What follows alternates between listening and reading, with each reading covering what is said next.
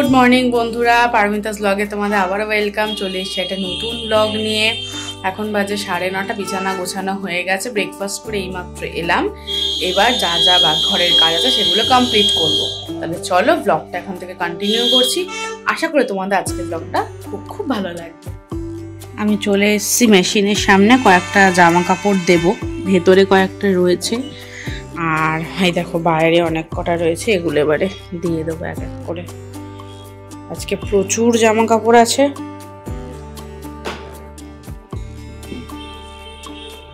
পুরো জামা কাপড় হয়েছে, পুরো ভরে গেছে। আরো কয়েকটা রয়েছে, ওটা আরেকদিন দিতে হবে। আর এখানে আমি নিয়ে এসেছি হচ্ছে এই যে ওয়াশিং মেশিনের liquid soap, Surf Excel Matic top load. এটা খুব ভালো জামা কাপড় কাচার জন্য। আর দেখো প্যাকেজিংটাও কিন্তু বেশ সুন্দর। তো চলো এটা দিয়ে মেশিনটা চালিয়ে দিই। মেশিন চালিয়ে দিয়েছি, এবার দেখি কতক্ষণ টাইম নেয় আর তারপরে এখানে জল পড়বে। যেহেতু অনেকগুলো জামা কাপড়, এই দেখো 47 মিনিটস নিয়েছে, মানে প্রায় 1 ঘন্টার কাছাকাছি। এখানে যেরকম টাইম দেখায় ঠিক সেই রকম 47 মিনিটস হয় না, একটু বেশি লাগে। আর এই যে ভেতরে জল পড়তেও শুরু করে দিয়েছে। তাহলে এটা কাঁচা হোক, ততক্ষণে আমি বাকিগুলো কাজগুলো করে আসি। আমার খাটের অবস্থা দেখেছো? যত জামা কাপড় ছড়িয়ে ছিটিয়ে ছিল সব এখন এক জায়গায় নিয়েছি, নিচে ওপরে চারিদিকে ছড়ানো। তাহলে চলো তুড়ি মেরে পয়সা করে নিই।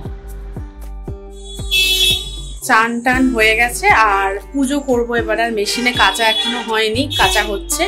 পুজো টুজো করে নিয়ে তারপর কাঁচা হয়ে গেলে সেগুলো এক এক করে মেলে দেবো। কারণ যেহেতু কাচতে প্রচুর সময় লাগবে, তাই ফালতু বসে থেকে টাইম ওয়েস্ট না করে আমি চান করে আগে পুজোটা করে নিচ্ছি। তো চলো আগে পুজোটা করি, তারপর এক এক করে জামা কাপড়গুলো মেলে দেবো। আমার পুজো হয়ে গেছে। আর দেখো আজকে যেহেতু বৃহস্পতিবার, আজকে আর ফুল ছাড়া পুজো করতে ইচ্ছা করছিল না, ওই জন্য আজকে প্রচুর ফুল আছে। আর সিংহাসনটা কিন্তু দেখতেও সুন্দর লাগছে। আছে গোপালকে দেখো, গোপালের মালাটা কিন্তু অপূর্ব লাগছে। আর গোপালকে দেখতেও কিন্তু অপূর্ব লাগছে। আর মালাটা কি দারুণ লাগছে না গোপুকে।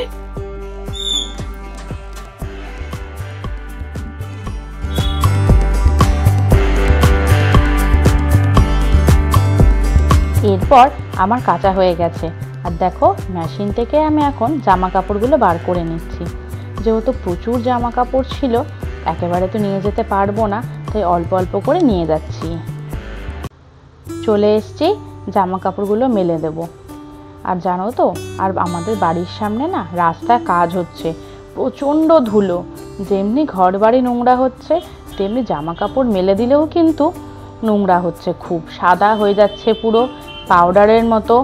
মানে দরজা জানলা কিছু খুলে রাখার উপায় নেই। যতদিন না রাস্তা ঠিক হচ্ছে ততদিন কিন্তু এইরকম ধুলোবালি থাকবেই। আর এই দেখো নিচে কিছু মেলে দিয়ে এসছি, আর এগুলো ওপরে। প্রচুর জামা কাপড় ছিল আজকে।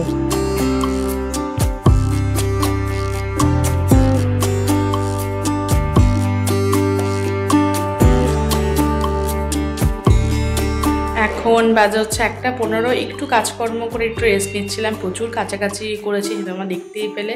তো এখন যাচ্ছি নিচে গিয়ে দেখি বাবা চান টান করেছে কিনা, তারপর করবো লাঞ্চ। তাহলে চলো নিচে যাই।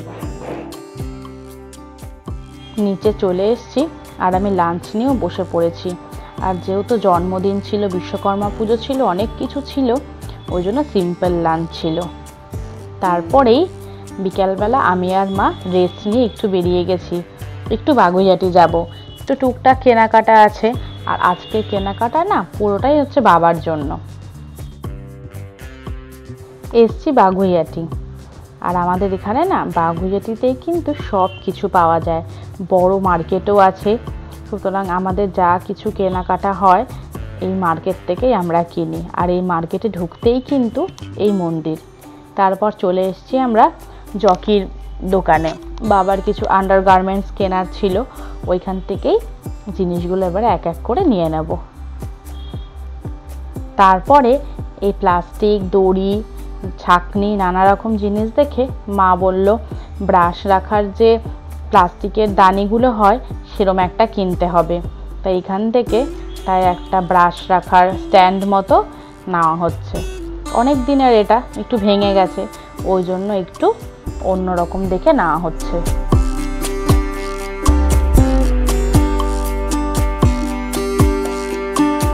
এই যে অনেকগুলো ডিজাইন দেখিয়েছিল, তার মধ্যে কিন্তু এই কালারটাই পছন্দ হয়েছে মার, তাই আমরা এটাই নিয়ে নিচ্ছি।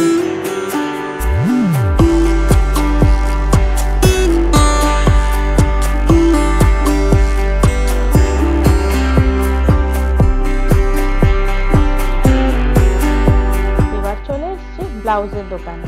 মা কিছু ব্লাউজ কিনবে, এখান থেকেই কিন্তু মা ব্লাউজ টাউজ সব কিছু কেনে। এই যে হাত দিয়ে মেপে দেখে নিলে জানো তো সুবিধা হয়। আর তারপরে আমি মাকে বললাম যে এরকম সবসময় এক কালারের পরো, তাহলে কটা প্রিন্টেড ব্লাউজ নাও। তাই মা আমার কথা শুনে দুখানা এরকম প্রিন্টেড ব্লাউজও আবার নিয়েছে। বেশ জানো তো প্রিন্টেড ব্লাউজগুলো দেখতে কিন্তু দারুণ লাগছিল। আর এই যে সব কেনাকাটা হয়ে গেছে।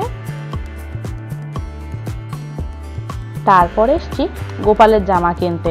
সবার জামা কাপড় কেনা হচ্ছে, গোপালকেও তো পুজোতে নতুন জামা কাপড় পরতে হবে, তাই এখান থেকে দুখানা গোপালের জামা নিয়ে আর তারপরে এসছি মোচার দোকানে। এখানে তোমরা জানোই যে সুন্দরভাবে মোচা ছাড়িয়ে একদম কুচি কুচি করে কেটে প্যাকেটে করে বিক্রি করা হয়। আগের বারও আমরা নিয়ে এসেছিল, তাই ভালো ছিল সেটা, ওই জন্য মা আবার বলল যে এখান থেকে আবার নিয়ে নিই। আর দেখো কত রকমের মাশরুম এখানে উঠেছে। এই দেখো কাকু এখন প্যাকেটে করে ওজন করে দিচ্ছে। আর দামটাও জানো তো খুবই কম, 300 গ্রামের দাম 50 টাকা। বুঝতেই পারছো অনেকটাই কম। তাই মা বলল আগে যখন নিয়েছিলাম ভালো হয়েছিল, আজকেও নিই। সব কিছু নিয়ে এখন আমি আর মা আবার টোটোতে উঠে পড়েছি, এখন যাচ্ছি বাড়ির দিকে। মার সাথে একটু বেরিয়েছিলাম, এখন অনেকক্ষণ বাড়ি চলে এসেছি। ওপরে সন্ধ্যা দিয়ে একটু ফ্রেশ হয়ে এখন রান্নাঘরে এসেছি, একটু কফি বানাবো। কফি বানিয়ে একটু খেয়ে তারপর যা কাজকর্ম করা, খুব প্রচণ্ড গরম, লিটারেলি ঘেমে গেছে। চলো তাহলে আগে কফিটা বানিয়ে নিই, তারপর বাকি কাজগুলো করবো। আমি চলে এসেছি রান্নাঘরে কফি বানাতে। আর জানো তো যেহেতু গরম পড়েছে, ওই জন্য আগে আমি দুবেলা খেতাম, এখন একবেলা করে কফি খাচ্ছি। তাহলে চলো কফিটা আমি একটু এনজয় করে তারপর আবার আসছি। ওপরে এসেই আগে গাছের জলগুলো দিয়ে নিচ্ছি, যেহেতু প্রচণ্ড গরম, মাটি খুব তাড়াতাড়ি শুকিয়ে যাচ্ছে, ওই জন্য আগে তাড়াতাড়ি করে গাছে জল দিয়ে নিয়ে তারপর যা করার করব।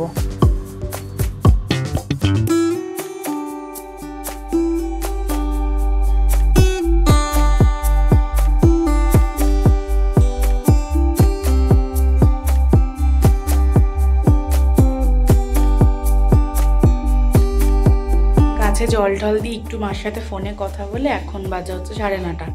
এখন নিচে যাই, গিয়ে দেখি সবাই কি করছে। তারপরে তোমাদের দাদা এখনো দোকান বন্ধ করেনি, তারপরে ডিনার করবো। তাহলে চলো নিচে গিয়ে দেখি সবাই কি করছে। নিচে চলে এসেছি আর ডিনার নিয়েও বসে পড়েছি। তাহলে চলো ডিনার করতে করতে আজকে ব্লগটা এখানেই এন্ড করছি। আর আমাকে কিন্তু অবশ্যই কমেন্ট সেকশনে জানিও আজকে ব্লগটা কেমন লাগলো। তাহলে চলো টাটা। আর হ্যাঁ, যদি আমার ব্লগটা ভালো লেগে থাকে অবশ্যই কিন্তু সাবস্ক্রাইব করে পাশে থেকো।